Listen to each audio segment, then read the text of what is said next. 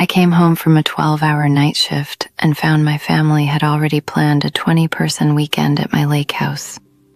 My father assigned himself the master bedroom. My mother told me to fill the fridge. I said no. She sent laughing emojis. So I let them drive 3 hours to a locked gate. This is what happened.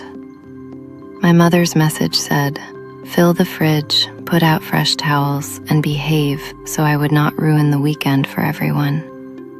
I stared at those words in my dark kitchen, still wearing my work shoes, and something inside me went completely still. That lake house was not a family resort. It was the one place I had bought with years of double shifts and missed holidays. The one place no one was asking me to fix anything. I work nights at a large hospital in Charlotte. My job begins when everyone wants the night to stay quiet and it refuses to. I have learned that being calm does not mean you are not tired.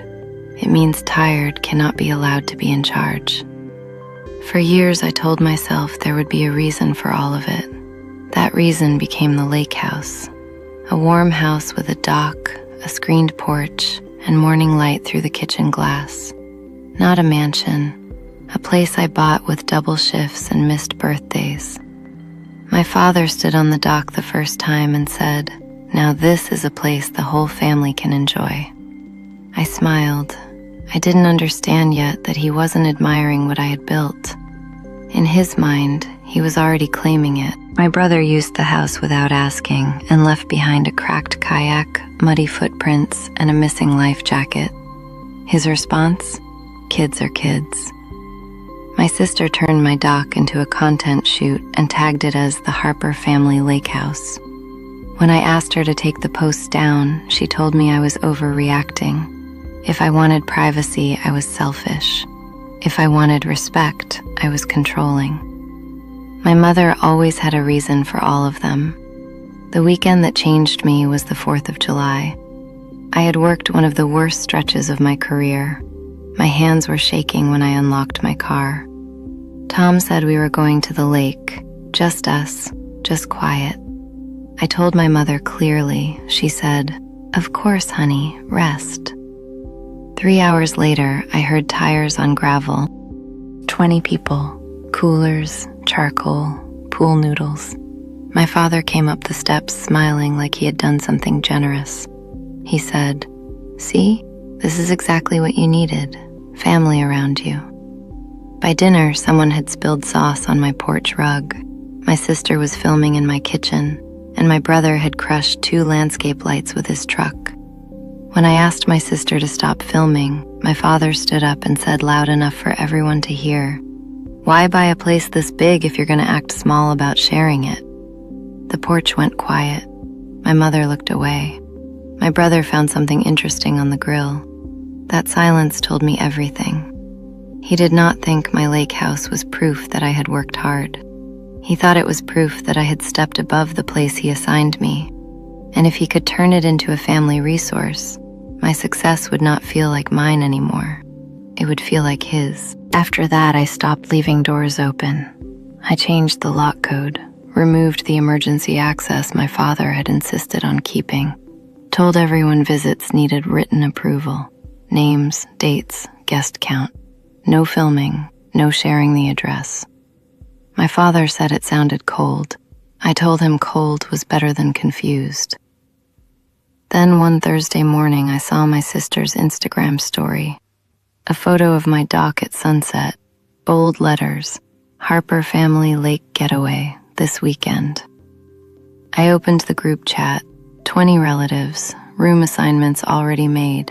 My father had the master bedroom. Parents deserve comfort, he wrote.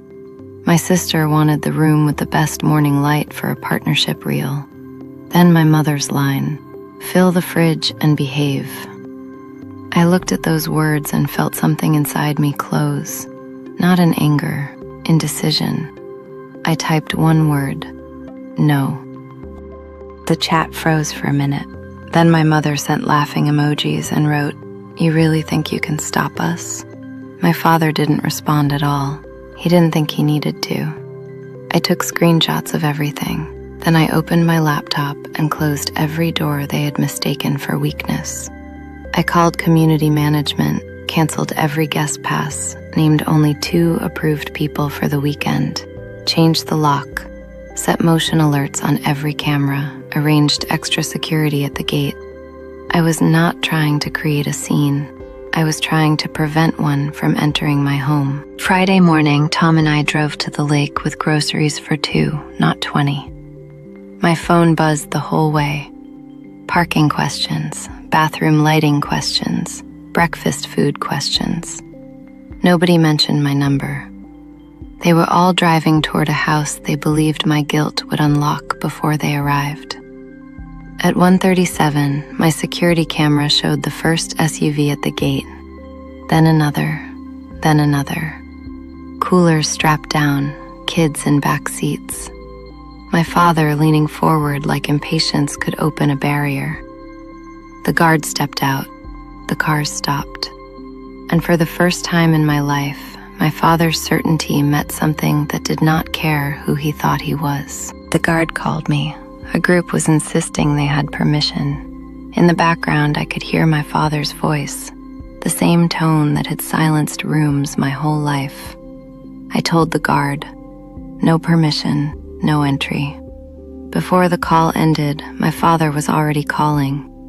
I let it ring twice, not because I was afraid, because I wanted to feel the difference between being summoned and choosing to answer. He screamed, "What did you do to the house?" I looked at the 2 coffee mugs Tom had set out beside the sink, and I said, "I protected it." The chat exploded.